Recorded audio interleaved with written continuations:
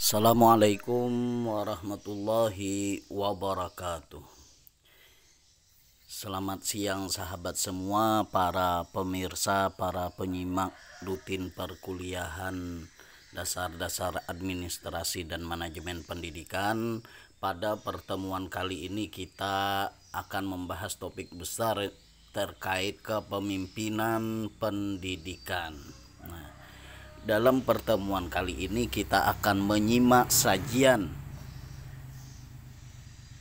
dalam beberapa pokok bahasan yang akan dipresentasikan oleh sahabat-sahabat kita dari lokal A dan lokal B terkait pembahasan kepemimpinan pendidikan. Akan disampaikan oleh Muhammad Irham dari lokal A dan Hikmah Lianti dari lokal B. Dilanjutkan presentasi yang membahas cara memimpin sekolah pada saat pandemi, disampaikan oleh Muhammad Khairuddin dari lokal A bersama dengan Hilmah dari lokal B. Kemudian pandangan Dewan Guru terhadap gaya kepemimpinan kepala sekolah akan disampaikan oleh Muhammad Mulyadin dari lokal A bersama dengan Isabella dari lokal B. Terakhir, prophetic leadership akan disampaikan oleh Muhammad Muslim dari lokal A bersama dengan Isnania dari lokal B. Kita siap-siap untuk menyimak presentasi dari kawan-kawan sambil kita siapkan komentar-komentar agar perkuliahan ini semakin berkembang, agar hal-hal terkait kepemimpinan pendidikan terkuak dalam perkuliahan ini sekaligus sebagai motivasi atas kerja keras sahabat-sahabat kita dalam mempresentasikan dan menyajikan makalahnya, kemudian disampaikan dalam bentuk video. Mari kita sama-sama simak presentasi dari kawan-kawan.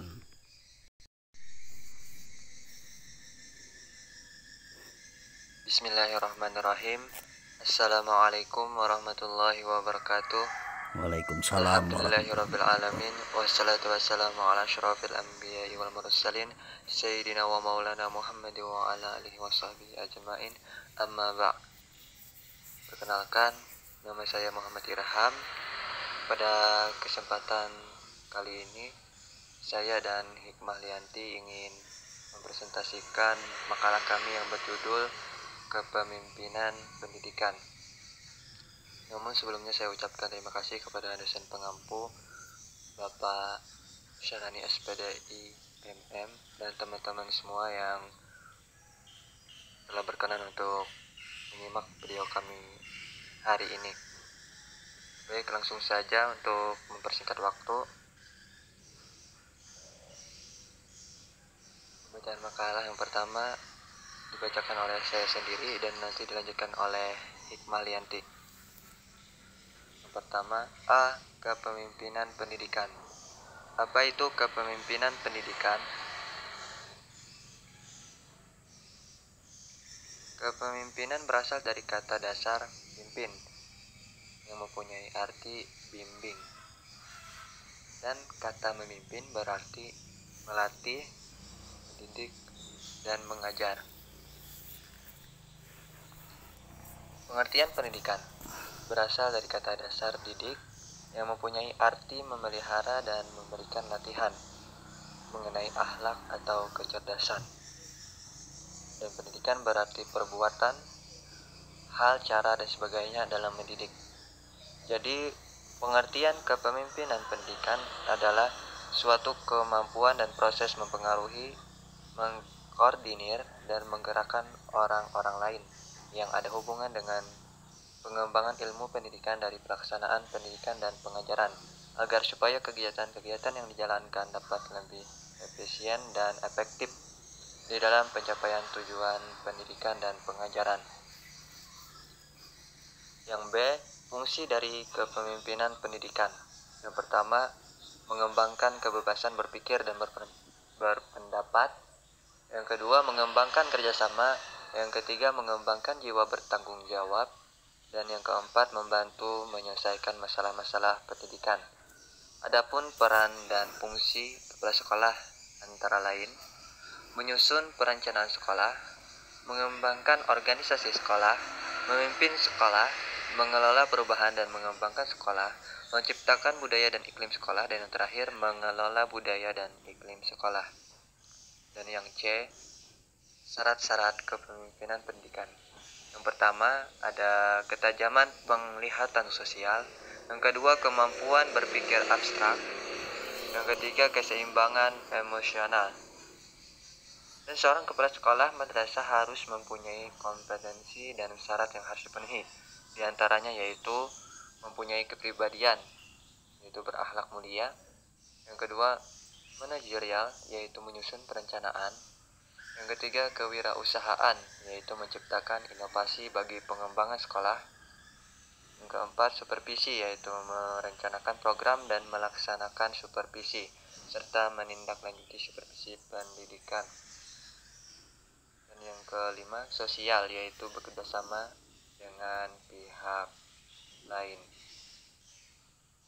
Dan yang D, ciri-ciri kepemimpinan pendidikan. Yang pertama, melimpahkan wewenang. Yang kedua, merangsang kreativitas. Yang ketiga, memberi semangat dan motivasi. Yang keempat, membicarakan persaingan. Dan yang kelima, bekerjasama dengan masyarakat. Dan selanjutnya, tipe kepemimpinan pendidikan. Di sini ada beberapa tipe kepemimpinan pendidikan.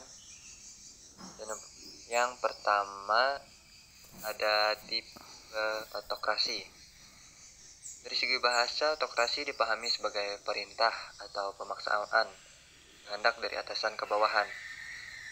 Autokrasi ini berasal dari kata auto yang artinya sendiri dan kratos artinya pemerintahan. Kepemimpinan autokrasi disebut juga kepemimpinan otoriter. Kepemimpinan otoriter ini kepemimpinan yang biasanya melaksanakan kehendaknya sendiri agar dituruti dan ditaati. Tipe kepemimpinan demokratis ini ialah kepemimpinan atas dasar musyawarah, selalu menghargai pendapat orang lain sekalipun dari bawahannya. Kepemimpinan demokratis berorientasi pada manusia dan memberikan bimbingan yang efisien kepada para pengikutnya. Assalamualaikum warahmatullahi wabarakatuh. Di sini saya akan melanjutkan penjelasan tentang model pendekatan kepemimpinan dalam pendidikan. Yang pertama yaitu pendekatan sifat. Pendekatan ini lebih menekankan pada atribut-atribut pribadi dari pemimpin. Dasar dari pendekatan ini berasumsi bahwa sebagian orang secara alamiah dianugerahi beberapa ciri yang tidak dimiliki oleh orang lain. Pendekatan sifat melihat bahwa keberhasilan seorang pemimpin dilihat dari kecakapan dan sifat yang ia miliki. Dari hasil studi menunjukkan 3 macam sifat pribadi yang mesti melekat pada diri pemimpin, yaitu ciri-ciri fisik atau physical karakteristik seperti penampilan. Yang kedua yaitu kepribadian seperti moralitas dan emosional. Dan yang ketiga yaitu kemampuan atau kecakapan seperti kecerdasan dan kreativitas. Yang kedua yaitu pendekatan perilaku. Pendekatan ini muncul sekitar tahun 1950 ketika peneliti mulai kurang interest dengan pendekatan ciri atau sifat. Mereka mulai memperhatikan secara serius apa yang sebetulnya dilakukan oleh para pemimpin dalam menjalankan aktivitas mereka. Yang ketiga yaitu pendekatan pengaruh kekuasaan. Pendekatan ini memandang bahwa keberhasilan pemimpin dalam mempengaruhi orang lain disebabkan adanya kekuasaan dari pemimpin tersebut.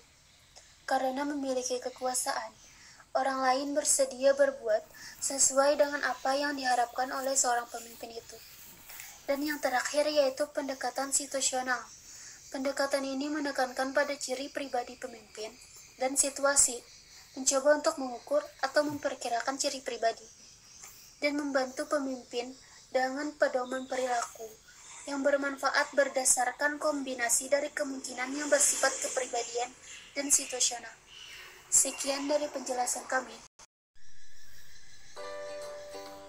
Assalamualaikum warahmatullahi wabarakatuh. Bertemu lagi di mata kuliah Administrasi dan Manajemen Pendidikan. Kami, mahasiswa Sekolah Tinggi Agama Islam Rasyidiyah Khalidiyah Amuntai, dengan dosen pengampu Syahrani SPDI MM. Pada video kali ini, kami akan menjelaskan tentang cara memimpin sekolah saat pandemi, yang disusun oleh Muhammad Khairuddin dan Hilma. Rumusan masalah. Yang pertama, apa strategi kepemimpinan krisis dalam menanggulangi pandemi? Kedua, apa penelitian untuk meningkatkan kualitas pembelajaran di sekolah? Ketiga, bagaimana mencegah reaksi yang berlebihan saat menghadapi pandemi? Keempat, bagaimana meningkatkan kinerja guru? Yang terakhir, bagaimana kebijakan belajar dari rumah? Lanjut, strategi kepemimpinan krisis dalam menanggulangi pandemi. Beberapa rekomendasi strategi krisis leadership yang harus diambil pemerintah untuk meningkatkan efektivitas penanganan krisis pandemi COVID-19 sehingga bisa memastikan ketahanan nasional adalah sebagai berikut. 1.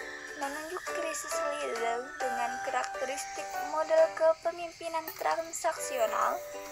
Kedua, memberikan dukungan, kewenangan, dan otorisasi yang memadai kepada krisis leader sebagaimana dimaksud pada item 1, sehingga bisa lebih efektif dalam mengkoordinasikan berbagai sektor dalam menangani kejadian krisis COVID-19. Terutama sektor kesehatan masyarakat, keamanan, dan perekonomian. Dan yang ketiga adalah melakukan evaluasi secara berkala terhadap kinerja krisis leader dan krisis manajemen dalam memastikan ketahanan nasional pada masa krisis pandemi COVID-19. Rumusan kedua, penelitian untuk meningkatkan kualitas pembelajaran di sekolah, yaitu besar pengaruh seorang pemimpin akan terlihat ketika dirinya berhasil mendorong anggotanya untuk ikut berpartisipasi dan kontribusi untuk sama-sama mewujudkan tujuan yang telah direncanakan. Adapun bentuk hasil dari upaya pengaruh seorang pemimpin adalah sebagai berikut. Yang pertama, komitmen.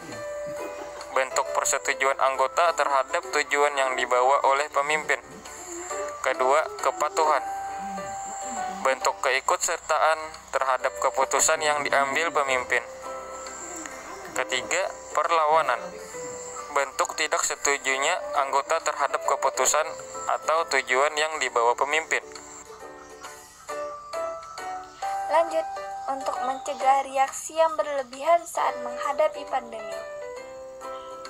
Hal yang dibutuhkan oleh para pemimpin saat terjadi krisis bukanlah penanganan yang telah terencana sebelumnya, melainkan perilaku dan pola pikir yang dapat mencegah reaksi yang berlebihan terhadap krisis dan bagaimana menghadapi tantangan ke depan.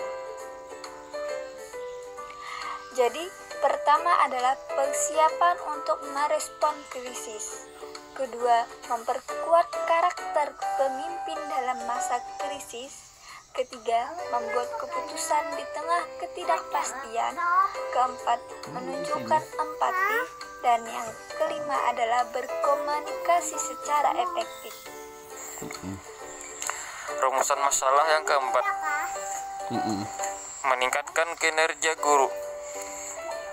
Yang pertama, merancang bentuk kegiatan pembelajaran dengan menyesuaikan dengan kondisi dan kebutuhan anak.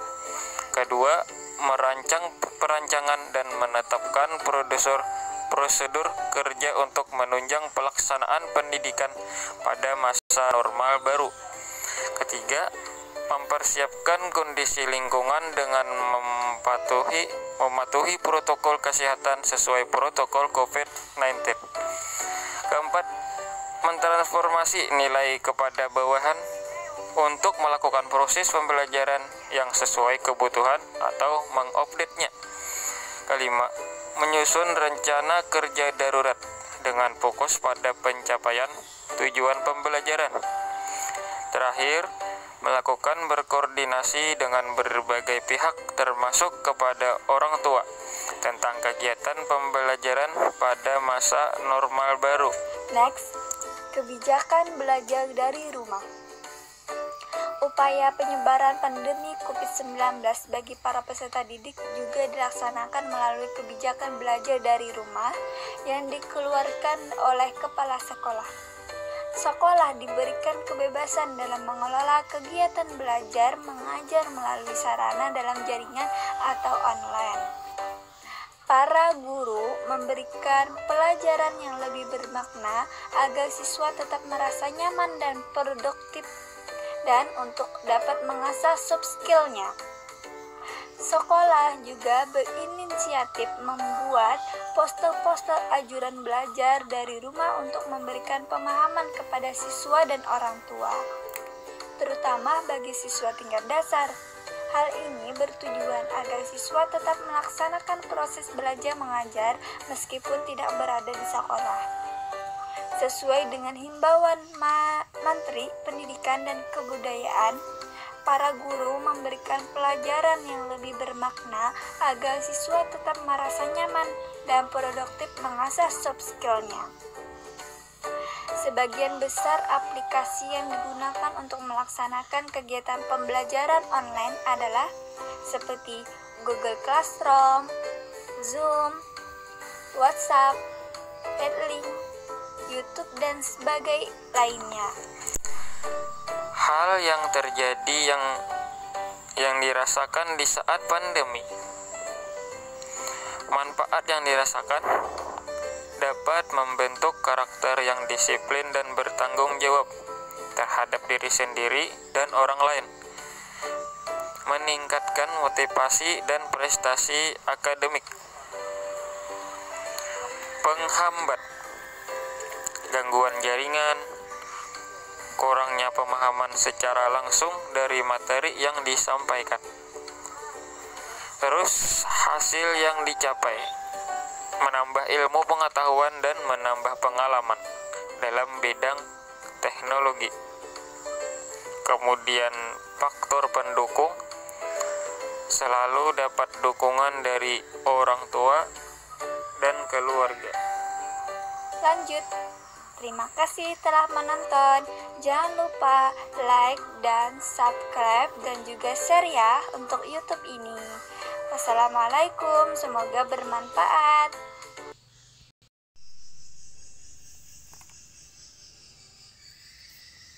Assalamualaikum warahmatullahi wabarakatuh. Perkenalkan, nama saya Isabella, nomor absen 39, Prodi Pendidikan Agama Islam semester 4. Saya akan menjelaskan tentang apa sih itu kepemimpinan dan menjelaskan bagaimana pandangan Dewan Guru terhadap kepemimpinan kepala sekolah. Kepemimpinan adalah seseorang yang berusaha untuk mempengaruhi orang lain dalam situasi tertentu yang dimana tujuannya untuk bekerja sama mencapai tujuan yang telah ditetapkan. Suatu sekolah pasti memiliki satu pemimpin, yaitu kepala sekolah. Nah, kepala sekolah adalah seorang pemimpin di suatu yayasan sekolah yang dimana kepala sekolah itu memiliki jabatan yang paling tinggi. Sekolah dalam kapasitasnya sebagai pemimpin pendidikan dituntut agar dapat melaksanakan manajerial atau memilih gaya kepemimpinan yang tepat untuk memberikan bantuan kepada guru-guru untuk meningkatkan kinerjanya. Dan pada dasarnya ialah menggerakkan, memberi motivasi, dan mempengaruhi orang agar bersedia melakukan tindakan-tindakan yang terarah pada pencapaian tujuan melalui keberanian mengambil keputusan tentang kegiatan yang harus dilakukan. Kepemimpinan dalam pendidikan dapat diartikan sebagai suatu kesiapan kemampuan yang dimiliki oleh seseorang dalam proses mempengaruhi, mendorong, membimbing, mengarahkan, dan menggerakkan orang lain yang ada hubungannya dengan pelaksanaan dan pengembangan pendidikan agar segenap kegiatan pembelajaran dapat berjalan secara efektif dan efisien yang pada gilirannya dapat mencapai tujuan pendidikan yang telah ditetapkan. Guru terhadap kepemimpinan kepala sekolah. Gaya kepemimpinan kepala sekolah dalam melaksanakan program dan meningkatkan kinerja guru dapat dikatakan kepala sekolah menerapkan gaya kepemimpinan situasional. Guru mendapat tugas sesuai dengan bidangnya dan gaya kepemimpinan kepala sekolah cenderung situasion dalam membina guru agar melaksanakan tugasnya dengan penuh tanggung jawab. Kepala sekolah menerapkan gaya kepemimpinan sesuai dengan guru yang dihadapi, maka guru juga dalam melaksanakan tugas bukan karena takut sama pemimpin, tetapi malu jika ia tidak dapat menyelesaikan tugas tepat waktu dan sesuai dengan yang diharapkan. Assalamualaikum warahmatullahi wabarakatuh. Nama saya Muhammad Mulyakin dari kelompok 12, menyambung dari pengertian disabila. C. Gaya kepemimpinan kepala sekolah yang baik. Menurut Mulyasa, gaya kepemimpinan adalah suatu norma perilaku yang digunakan seseorang pada saat orang tersebut mencoba mempengaruhi perilaku orang lain yang ia lihat. Gaya kepemimpinan merupakan suatu pola perilaku seseorang pemimpin yang khas pada saat mempengaruhi yang dipimpinnya. Apa yang boleh pemimpin dikerjakan, cara pemimpin untuk bertindak dalam mempengaruhi anggota kelompok, membentuk gaya kepemimpinan. D. Gaya kepemimpinan yang digunakan kepala sekolah dalam motivasi guru atau agar bekerja baik. Kepala sekolah pada hakikatnya adalah guru yang diberi tugas tambahan. Kepala sekolah merupakan salah satu komponen pendidik yang paling berperan dalam meningkatkan kualitas pendidikan. Mulyasa 2005 menyatakan bahwa era hubungannya antara mutu kepala sekolah dengan sebagai aspek kehidupan sekolah seperti disiplin sekolah dan iklim sekolah. Kepala sekolah harus mampu menciptakan suasana yang kondusif dan inovatif dan melaksanakan kegiatan di sekolah.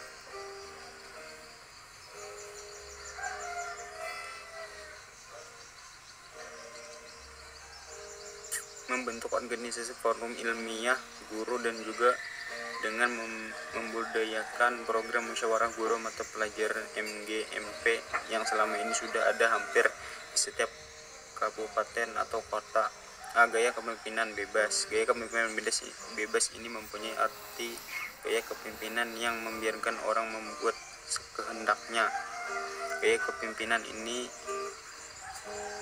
sang pemilik praktis tidak memimpin. B. Gaya kepemimpinan demokratis. Gaya kepemimpinan demokratis berorientasi pada manusia dan memberikan bimbingan yang efisien kepada bawahannya terhadap koordinasi pekerjaan semua bawahan dengan penekanan dan rasa tanggung jawab internal dan bekerja sama dengan yang baik. Pengaruh dan gaya kepemimpinan kepala sekolah terhadap tingkat kedisiplinan di sekolah. Sekolah merupakan salah satu organisasi pendidik. Kepala sekolah merupakan pemimpin pendidik di sekolah.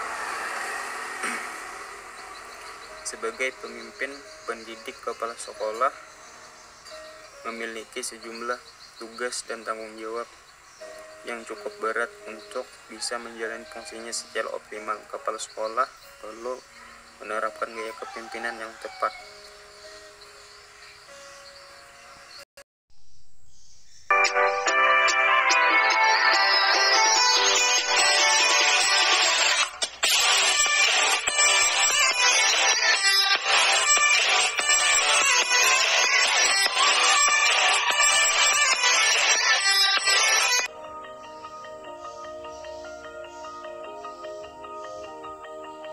Manusia secara kodrati dilahirkan ke muka bumi ini sebagai seorang pemimpin atau khalifah, tanpa mengabaikan tugas penghambanya kepada Allah Subhanahu wa Ta'ala sebagai tujuan utama yang hakiki.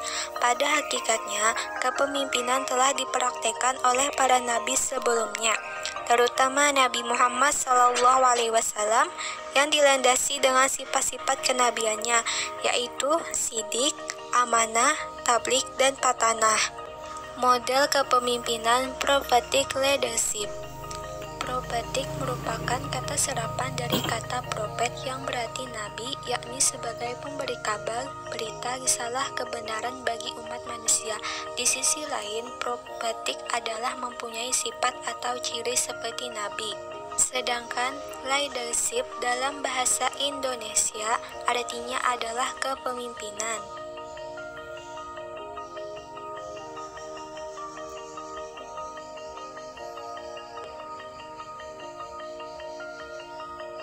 Prinsip-prinsip prophetic leadership dalam Islam. Yang pertama, prinsip tauhid. Prinsip tauhid merupakan salah satu prinsip dasar dalam kepemimpinan Islam, sebab perbedaan akidah yang fundamental dapat menjadi pemicu dan pemacu kekacauan suatu umat. Oleh sebab itu, Islam mengajak ke arah satu kesatuan akidah di atas dasar yang dapat diterima oleh semua lapisan masyarakat, yaitu tauhid. Prinsip kedua yaitu musyawarah. Musyawarah mempunyai makna mengeluarkan atau mengajukan pendapat bersama-sama dalam menetapkan keputusan yang berkaitan dengan kehidupan baik berorganisasi maupun bermasyarakat. Prinsip yang ketiga yaitu prinsip keadilan. Dalam mengatur kepemimpinan, keadilan menjadi suatu keniscayaan sebab kepemimpinan dibentuk antara lain agar tercipta masyarakat yang adil dan makmur. Jadi sistem kepemimpinan Islam yang ideal adalah sistem yang mencerminkan keadilan yang meliputi persamaan hak di depan umum, keseimbangan dalam mengelola kelompok organisasi yang dipimpinnya. Prinsip yang keempat yaitu dasar persatuan Islamiyah atau ukhuwah Islamiyah. Prinsip ini untuk menggalang dan mengukuhkan semangat persatuan dan kesatuan umat Islam.